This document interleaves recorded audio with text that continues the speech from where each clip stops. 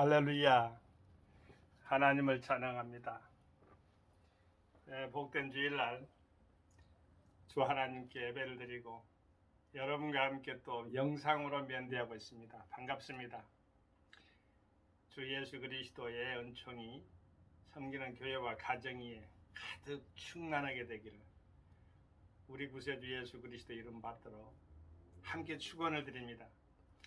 에레미야서가 2장 17절에 있는 말씀을 중심으로 하나님의 말씀으로의 대화 이어가도록 하시겠습니다. 제가 봉독해 올리겠습니다. 여호와께서 이미 정하신 일을 행하시고 옛날에 명하신 말씀을 다 이루셨으며 긍휼히 여기지 아니하시고 회파하사 원수로 너를 인하여 즐거워하게 하며 너의 대적의 뿔로 높이 들리게 하셨도다. 에레미야 예가는 비참한 예루살렘의 황폐상을 보게 됩니다. 어찌 보면은 신앙의 성지죠. 예루살렘이 솔로몬 성전이 있고 다윗성이라고 되어 있고 이스라엘 나라에서는 어찌됐든 수도니까 우리도 서울 수도를 생각을 해봅니다. 하나님이 긍휼하게 여겼어서 제가 이렇게 본문 말씀하기 전에 또한 우리 민족이 그 수도 한복판 이태원에서요 벌어진 일 길게 말씀을 안고 짧게 이야기했습니다. 헬로윈 데이라고 하는데 헬로윈 데이는 미국에서 건너왔어요. 그런데 원래는 영국, 유럽 이쪽 지역에서 켈트족 계통의 그러한 어찌 보면은 캐톨릭이라고 하면은 조금 더 이렇게 건드리는 것인가요? 타 종교를 거기서 인정된 만성절이라는 것이 있다고 그래요. 근데 이 세상에 떠돌이 즉 말해서 귀신과 대적도 하고 물리치기도 하고 또 귀신을 갖다가 교화해서 순화시켜서 뭐 다른 데 좋은 길로 인도하기도 하고 안내하기도 한다. 참 기독교적으로 보면은 천국과 지옥이 나자로를 보면 알 수 있잖아요. 거지 나자로. 오갈 수가 없어요. 문을 철커덕하고 닫혀져 버리면 천국에는 한번 들어가면 인간이 죽으면 끝입니다. 지옥으로 오고 갈 수가 없어요. 천국에 오고 갈 수가 없어요. 그 말이에요. 근데 그런 것을 중간자적인 귀신을 만들어 가지고 뭐 요정 분장 무슨 뭐 뿔 달린 분장 무슨 뭐 괴물 분장 아키 분장 마귀 분장 이렇게 해가지고 유명 가수 가가도 그게 해당되는 그러한 부분이 있다고 하죠. 헬로윈 데이하고 연관된 그런 것이 있는데 어떠한 사람 인물을 중심으로 내가 말한 건 아니고 거기에 있어서 많이 이렇게 관여를 한 사람들이 있기 때문에 말씀을 드립니다만 이태원이 애국인들 이렇게 그러니까 테헤란으로도 있고 그러잖아요. 그게 용산구입니다. 용산구가 어떤 곳이에요? 청와대가 있는 곳이 바로 있다면은 저기 청운동 그쪽이 본다면은 이쪽으로 옮겼잖아요. 지금 대통령실이 참 조심스러운 것이기도 하고 어찌됐든 나라가 평안하게 되기를 소망하면서 말씀드립니다마는 왜 거기를 갔는가? 그리고 그것을 미리서 사전에 왜 못 막았는가? 어른들의 책임도 있다고 봅니다. 제가 오늘 본문 말씀 속에서 에레미야 애가니까 이게 슬픔의 노래잖아요. 민족이 나라가 바벨론의 포로가 돼가지고 식자층, 젊은이들, 학자들 전부 다 좋은 건장한 사람들은 바벨론 나라에 끌려가고 노약자들, 병약자들만 남아서 있는 조국의 현실을 바라보면서 에레미야는 눈물의 선지자이죠. 이 애가를 지은 겁니다. 그런데 여기서 역발상적 희망을 우리도 또 만나볼 수가 있고, 역설적 희망, 제가 여러 번 말씀드린다면은 발상의 전환. 하나님은 어떤 분인가? 하나님은요, 심판을 하는데 공의의 심판하시는 분이에요. 인간은 조금 좋을 수가 이렇게 기울 수가 있어요. 균형이 이렇게 맞아진 게 아니라 기울 수가 있는데, 하나님은 딱 고정돼 가지고 정상적으로 공의 하나님이시기 때문에 이 공의가 하나님 아버지 실현된 그 자체가 바로 십자가상이잖아요. 죄는 반드시 죽는다는 것. 의인의 피에 의해서, 어린 양의 피에 의해서 살 수밖에 없는 인류사를 또 만나게 되는데, 하나님은 어떠신 분인가? 우리 하나님은 사랑의 하나님, 궁일의 하나님 그러잖아요. 용서의 하나님, 자비의 하나님. 그런데 오늘 본문 말씀에 보면은 긍휼히 여기지 아니하시고 그런 하나님으로 등장합니다. 그러면 우리는 긍휼히 여기시는 하나님을 따로 생각해 봅시다, 그 말입니다. 그것이 역발상적, 역설적 희망이라고 하는 거예요. 자, 긍휼히 여긴다, 불쌍히 여긴다는 것인데, 제가 신학 배우면서, 과정을 배우면서요, 신학 이야기를 가히 많이 하려고는 하진 않아요. 그런데 어느 교수님이 이런저런 그 신학에서는 많은 이렇게 예화나 비유나 이렇게 들으면서 학생들을 쉽게 가르치려고 하잖아요. 이 궁일이라는 그 단어 앞에서 무엇으로 표현될까? 히브리적 그런 개념이 뭘까? 원의적 개념이 분명히 있을 것인데 하면서 생각하는 게, 어머니의 모태, 태반, 이것을 끄집어 올리시더라고. 궁율이 그렇다는 거예요. 감싸 안는가, 불쌍히 여기는가, 이렇게 표현하는 것을 제가 봤어요. 그때 당시에 저는 은혜를 받았어요. 그런 은혜가 있었어요. 하나님 아버지께서 에레미야 애가를 지을 때는 무조건 슬프다, 예루살렘을 해파되라, 뭐 대적에게 져가지고, 또한 여기 보면 대적의 뿔로 높이 들리게 하고 또 원수로 즐거웠게 해라, 이렇게 표현 가운데 있지만 그것만 있었을까요? 그러기 전에 에레미야의 눈물도 있었잖아요. 그래서 역설적으로 제가 끄집어내는 것이, 그러면 하나님은 궁일의 하나님이시다 생각해 보는 것입니다. 여기서 보면 작정의 하나님은 다 이루시죠. 보세요. 여호와께서 이미 정하신 일을 행하시고, 에레미야서 2장 17절 말씀이에요. 이미 정하신 일을 행하시고 옛날에 명하신 말씀을 다 이루셨으며,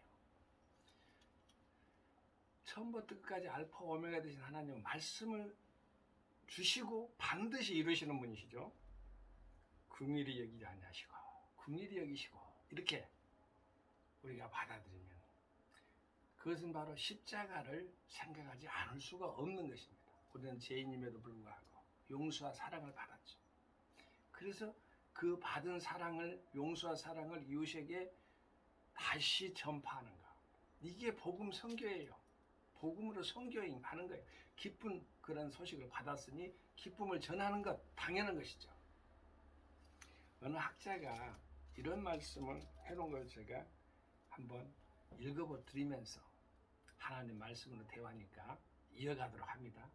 긍휼히 여김을 받으시고 이 말씀을 한번 이렇게 생각을 해보는 거예요. 우리는 긍휼히 여김을 받지 않는다고 오늘 본문 말씀은 나왔는데, 왜 그랬을까?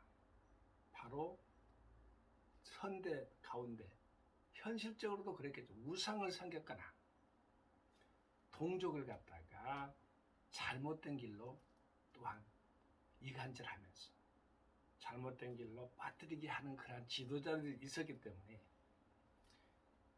예루살렘이 포로로 바벨론 포수라고 유수라고도 합니다.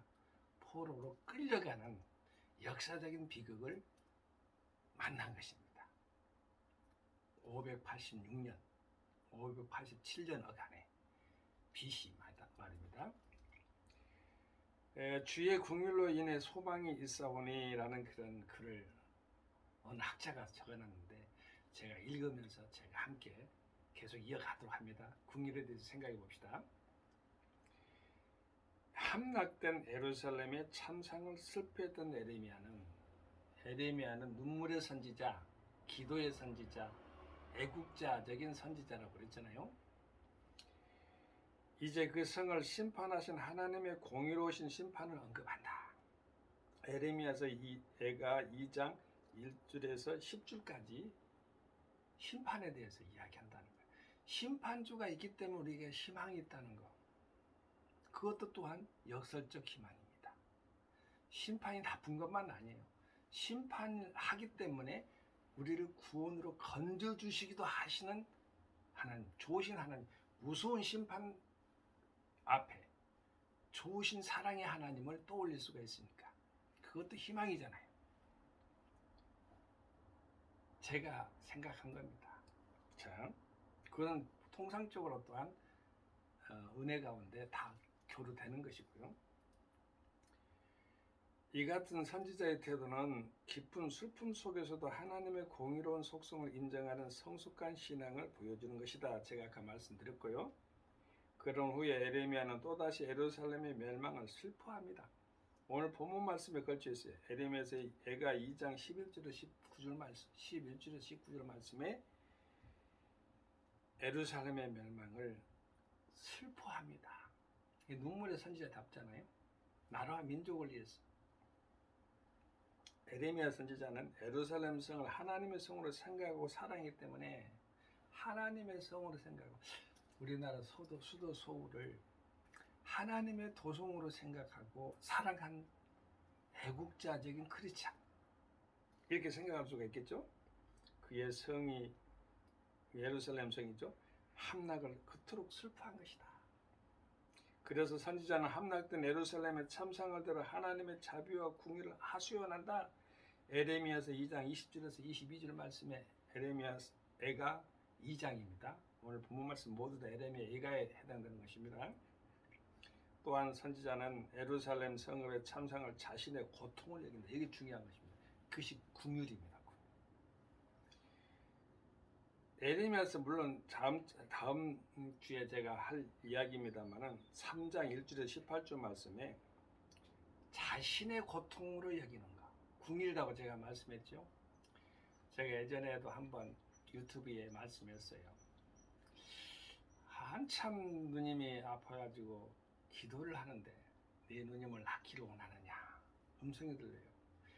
그런데 나는 기도를 하면서 주님을 낳기를 막 이렇게 바라고 있지. 그런데 네 누님의 아픈 심정으로 기도하거라. 오늘 에레미야 선지자도 자신의 그런 현실 처지, 즉 수도 함락을 자신의 것으로 자기 자신의 것으로 끌어와서 함께 고뇌하고 고통하는 것이죠. 이게 중요하죠. 재밌는 것을 한번 봐왔어요. 유튜브에 나왔는데 거북이인지 자라인지 모르겠어요. 거북이가 딱 이렇게 엎져 있는데 이렇게 등있는데 스스로 할 수가 움직일 수가 없잖아요. 근데 옆에 있는 거북이도 자라 이제 와가지고 이 조그마한 이 부리로 이것을 갖다가 자기 등껍질을 쭉 밀었는데 한 번 안 넘어가요.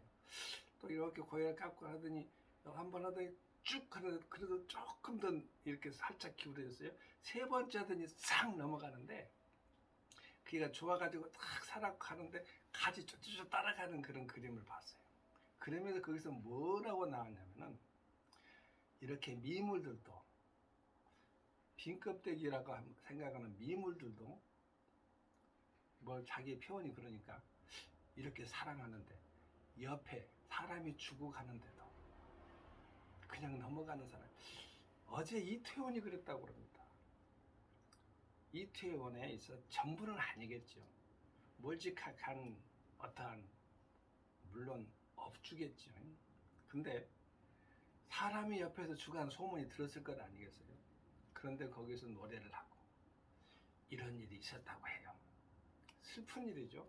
궁일은 함께 슬퍼하고 함께 애통해하면서 그 문제를 함께 풀어가는 것을 말하는 거예요. 하지만 고통 속에서 에레미야는 예루살렘 성의 회복에 대한 희망을 갖기 시작한다. 자, 우리가 고통 속에서도 희망을 가져야 돼요. 저 이태원도 희망을 가지고 다시 일어선다. 이러한 소망을 가질 필요가 있습니다. 이런 소망으로 선지자는 폐망의 원인이 되었던 죄악에서 돌이키기를 권고하고 있다. 자, 우리나라는 원래 아비규환이나 사수라장 이 말은 불교 용어입니다. 지옥에 있어서 따다른 표현이 아비규환이에요. 뭐 열이 뜨근뜨근 나오는 그 어떤 몇 개의 지옥 가운데 아비지옥과 규환지옥이 있다고 해요. 그래서 합쳐가지고 아비규환이라고 하는데 아수랑장된 그러한 것도 전부 다 불교 용어인데 불교 용어를 갖다가 뭐 어떠한 것을 디스하는 게 아니에요. 불교 용어 우리가 사용하고 있기 때문에 그런데 참혹하잖아요. 그 중에서도 희망의 소망은 우상을 버리고 헬로윈도 버려버리길 바랍니다. 그리고 동족을 사랑하고 이간질하지 말고 이렇게 되기를 소망하는 것입니다. 에레미야 3장 19절 39절 말씀에서는 예루살렘 성의 회복에 대한 희망을 갖기 시작합니다. 이런 소망으로 선지자는 폐망의 원인이 되었던 죄악에서 돌이키기를 권고하고 있습니다. 아까 말씀드렸고요. 하나님께 다시 돌아가야만 돼요. 첫사랑을 회복하고 보혈의 피를 구예수 구속적인 보혈의 피를 찬양하고 하나님의 은혜와 회복이 가능할 것을 믿고 나가야 돼요. 에레미야 3장 40절에서 54절에 나와 있어요. 즉 예루살렘의 참상과 고통이 자신의 것으로 느끼는 그것이 궁일이라겠죠. 참혹한 상황에서 구원해달라고 기도합니다. 에레미야서 2장에 나오는 걸 가지고 왜 예루살렘 3장에 나온 것이 주로 많을까? 에레미야 3장 55절에서 56절 말씀에는 그 말씀이 있습니다. 우리를 구원해달라. 에레미야서 3장 56절은 상당히 깁니다. 66절까지 됐는데 이미 여호와여 내가 심히 깊은 구덩이에서 주의 이름을 불렀나이다. 주께서 이미 나의 음성을 들으셨사오니 이제 나의 탄식과 부르짖음에 주의 길을 가리우지 마옵소서. 이렇게 나와 있습니다. 하나님이 들어주시겠다는 것을 이야기하는 거죠. 하나님 말씀 가운데 소망을 가지고 하나님의 말씀을 소망을 가지고 내 눈이 눈물에 상하며 내 창자가 끓으며 내 간이 땅에 쏟아졌으니 이 정도로 에레미야는 조국과 민족을 향해서 궁일한 마음으로 기도하는 조국 유다는 몰락했고 성전은 파괴됐고 그 슬픔을 쏟아내는 눈물 바벨론 땅으로 포로로 동포들은 끌려가고 하나님의 성전을 진정으로 사랑한 참 신앙인 조국과 동포를 자신의 몸처럼 아낀 진정한 애국자인 에레미야의 눈에서 어찌 눈물이 흐르지 않을 수 있었겠는가? 에레미야의 눈물은 그런 고통과 해안에 대한 것이었다. 그러나요, 우리는 소망을 발견해 봅시다. 에레미야는 자신을 둘러싸고 있는 슬픔의 절정에서 한 가닥 소망의 빛을 발견했다. 그 소망은 바로 하나님의 무한하신 사랑이었다. 에레미야처럼 우리도 큰 슬픔에 빠졌을 때 눈물로 하나님께 기도한다면 하나님의 무한하신 사랑 안에 있는 자신의 모습을 발견하고 새로운 소망을 가질 수 있을 것이다. 그리고 오늘 본문 말씀에 나와 있는 말씀 가운데는요, 원수로 너를 인하여 즐거워하게 한다 했는데 우리는 예수 그리스도의 이름으로 원수를 물리치고 예수 이름을 드높이는, 그리고 여기 마지막 부분에 보면 너의 대적의 뿔로 높이 들리게 하시는데 예수 이름이 높이 들리게 되는 역사가 역설적 희망, 발상적 전환, 발상적, 역발상적 희망 이렇게 말해도 되겠죠. 그런데 이 말씀 가운데 하나님 말씀의 뜻을 분명히 깨달아야 돼요.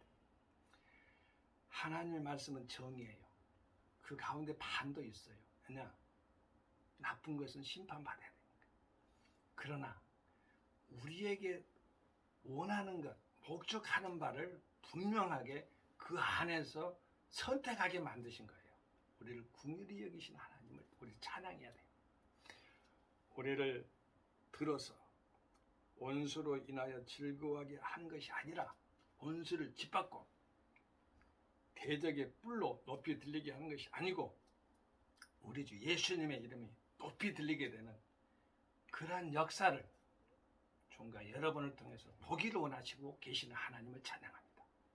할렐루야. 말씀을 받들어 한 주간도 승리한 종과 여러분이 되십시다. 할렐루야. 형교 샬롬. 아멘. 감사합니다.